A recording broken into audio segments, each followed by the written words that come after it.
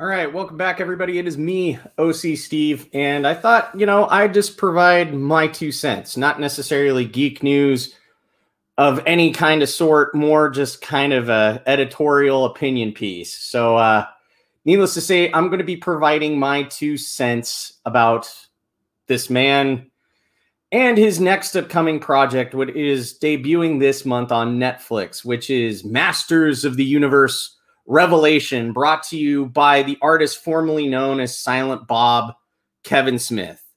Now, he's kind of had a deviation in character. This was a guy who was unapologetic in the 1990s, created films that kind of shook the cage and pissed off the Catholic Church when he made Dogma, and just didn't really care about society in general. Now, all of a sudden, he's kind of had a change of heart and started bending the knee more to the SJW narrative, if you will, and he's definitely carrying that football into this latest adaptation of He-Man and Masters of the Universe. So the second trailer came out, and it did reveal a lot of what we were worried about as fans of the franchise, where he's going to go with it in the direction of what he's going to do. But more importantly, he hasn't been genuine the entire time that he's been talking. This is a tweet from close to 8 years ago. I wasn't a He-Man fan, but Gallery 1988 is running an awesome Masters of the Universe art show. Look.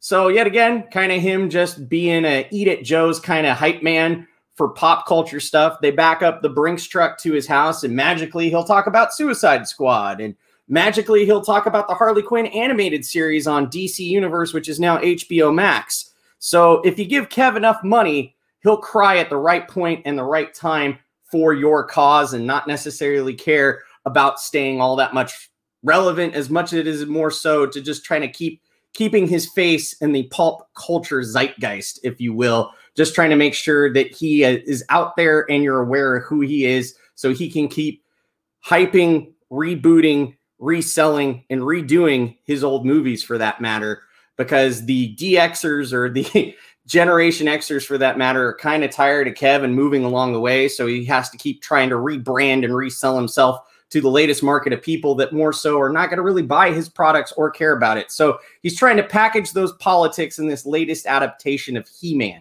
So it already came out 8 years ago, said he wasn't a fan. Then does an interview with Netflix and doesn't get his facts right about when the episodes of He-Man, when the first episode for that matter, even aired. I don't understand how he could have watched it coming home as a kid in his preteens in 81 and 82, when the first episode aired in September 5th, 1983. Now, the only reason I know that is because you're kind of akin to the pop culture that came out when the year that you were born. I was born in 1983, so Return of the Jedi, He-Man are kind of in the back of my head. I have a hockey jersey of even Skeletor that says 83 on it. He was given the same jersey as well by Geeky Jerseys to kind of shill that. And he can't even get his facts straight in an open public interview to hype this franchise and this thing that he's pushing that's coming out to market. So he's kind of being a little brazen about that. Now, this was from the first initial trailer where we were already kind of concerned, that we were worried that it was going to be focused on Teela and her kind of regrouping this ragtag team to take on the threat of Eternia in the form of Skelegod, and He-Man was nowhere to be found. The schlock footage that we got from the first trailer was essentially the first 10 minutes of the first episode of the first part of Masters of the Universe Revelation.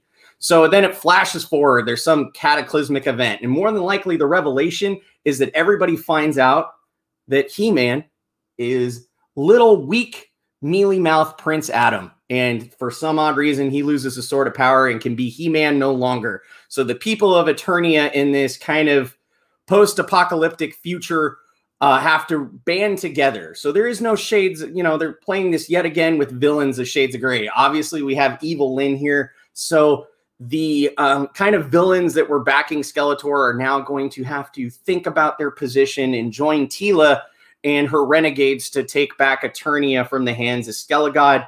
Because in a Doom sense, magic, mana itself, is actually a natural resource in this world, and it's being consumed at a high rate. I wonder if they're trying to push a narrative about natural resources and potentially the petroleum crisis as a little sub thing to kind of cater yet again to the SJW audience. And also at the same time too, they demasculinize Adam and just still make him this skinny little 90-pound wet weakling that can barely protect himself. So now he'll need to rely on all the people that he once protected as He-Man to defend him. So they've demasculinized the most machismo character of cartoons in the 1980s and made He-Man just kind of a basic boy that's hanging around all these people that now he needs to rely on them to hopefully maybe get him the Sword of Power so he becomes He-Man yet again so he can defend Eternia. And they kind of play off that Teela, voiced by Sarah Michelle Gellar, is no longer interested in magic. She's not captivated, mesmerized by it because she witnessed this event where she was lied to, manipulated, and kind of went her way. And now she has to come back, kind of Sarah Connor-esque, get all these people to come and fight Skelegod, good, bad, and in between. So she kind of has a, she doesn't really trust magic. So we could obviously tell based on the haircut, her angsty opinions and points of view, we know that this is going to be the Teela show with her cast of friends. So not necessarily my cup of tea. I don't think that this is being made for all the right reasons. So that's just at least my 2 cents on the matter. But I'm also going to offer you an alternative. If you don't want to watch this, I would highly recommend watching He-Man and the Masters of the Universe animated series from about 2002. It's solid. There's no politics. There's no SJW woke nonsense that's in this series. And in fact, it has probably one of the best origins of Skeletor, talking how he went from being Keldor and transforming horribly by a misfigured accident into Skeletor. And then they pretty much, he was the next successor in the line. He got kicked out because he's half Eternian. He's blue. He tried to fight his brother for the throne, had a vat of acid, got disfigured, and that's why Skeletor has that lovely face. Evelyn and his crew had to go to Hordak. He did some crazy evil sorcery, and he became the guy known as Skeletor. So it's a great animated series. I enjoyed it a lot. Another He-Man alternative, if you will, is the 1987 Masters of the Universe live adaptation. There's a lot of craziness. You can go through a rabbit hole studying and understanding that this was a movie that was practically drudging to the finish line. It had its budget cut severely to the point where the director had to shell out his own money to finish the film and make sure that it actually got completed. But the cast is great in it. You have Dolph Lundgren, kind of early to the American acting scene, didn't understand a whole lot of English, fresh off of Rocky IV, being He-Man. You have Frank Langella as Skeletor. You have Billy Barty as Gwildor, kind of like this little scientist. He's kind of the Orko replacement in this movie. And more importantly, this is one of Courtney Cox's first acting roles. So it's a lot of fun. It's a fun 1980s romp. Very a piece of the time period film. I would highly recommend it. It's a good He-Man film. If you just want some schlock and you want to turn off your brain for 90-ish minutes, it's a great thing to do.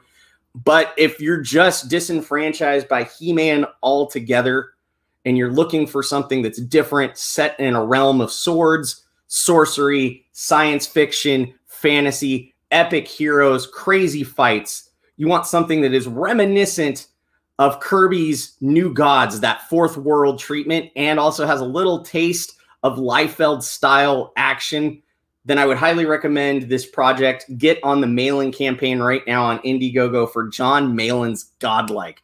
He's putting his heart and soul and passion and efforts into this thing. It's not just somebody collecting a check, kind of like Kev. This is a guy who's putting it all out on the line. He's giving you his best art, his best story. This is something that he's been working on and cultivating for almost a decade and change. And this has been his labor of love to both Jack Kirby, to fantasy, and to one of his mentors, Rob Liefeld. He went into a deep dive a couple nights ago on Otten stuff. I would highly recommend watching that live stream because you can just tell that he is giving it his all, that he's passionate about what he's doing, that he's putting himself into it, and he wants people to know that this is his best work and it's a top quality product. So I highly recommend Jon Mailn's art. He was a guy that worked at Marvel. He's done Cable. He's done a lot of other things. He's done Graveyard Shift, but this is his first baby where he's writing it and drawing it himself. So you can get on the mailing list right now.